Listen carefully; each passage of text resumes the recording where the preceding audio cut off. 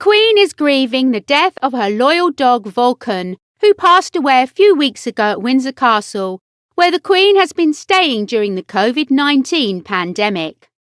Her Majesty is thought to be upset at the loss, which leaves her with only one dog left, Candy, who is also a dorgi. According to Daily Mail's royal correspondent Rebecca English, the Queen is mourning the loss of one of her last two remaining dogs just weeks before Christmas. Loyal companion Vulcan, a dachshund corgi cross, died a few weeks ago at Windsor. On Twitter, English also noted that Vulcan's death leaves the Queen with just one remaining animal, Candy, also a dorgi.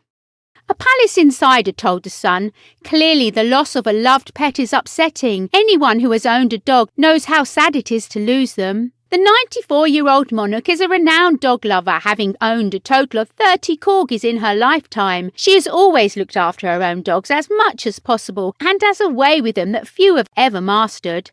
They live in her private apartments at Windsor and Buckingham Palace, travelling with her to Sandringham, as well as Scotland on a private jet. She always tries to feed them herself, mixing their food with a spoon and fork from ingredients brought on a tray by a footman.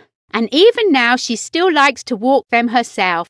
In March, one of them was seen sitting on the Queen's lap when she moved from Buckingham Palace to Windsor to isolate during lockdown. All of those dogs were all descendants of her first corgi pup, Susan, who she received as an 18th birthday present. One of her most famous corgis was Monty, who appeared in her light-hearted 2012 Olympics film with Daniel Craig, who played James Bond in the short sequence. However, the Queen decided in 2018 to stop breeding dogs after she reportedly worried about who would take care of them if she was no longer able to herself. There were also fears that she could trip over them, as she reportedly told a royal guest that corgis have a terrible habit of lying in the most awkward places. The news of Vulcan's death comes just a day after Prince William and Kate Middleton revealed their dear dog Lupu had passed away. The Duke and Duchess also said Lupu had been at the heart of their family and was even responsible for picking Prince George's name. Very sadly, last weekend, our dear dog Lupu passed away. He has been at the heart of our family for the past 9 years, and we will miss him so much, wrote Kate and William on social media, signing the post personally with a simple W and C.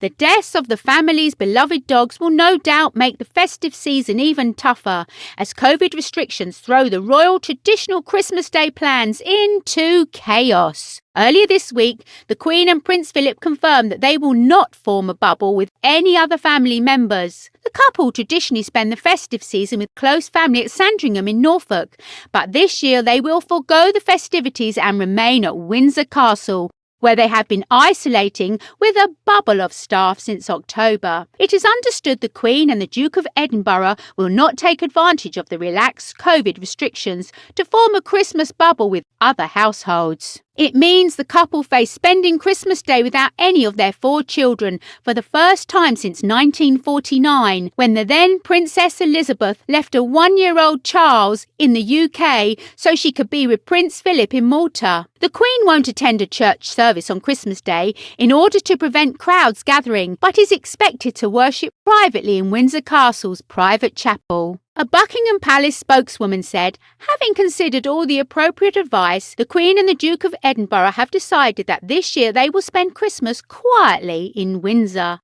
The Queen and Prince Philip are currently isolating at Windsor Castle, which is located in a Tier 2 area after leaving Norfolk for the month-long lockdown. Her Majesty and the Duke had a summer holiday in Balmoral in August, but spent less than half their normal 10 weeks in Scotland due to the coronavirus restrictions that limited visits from family and friends.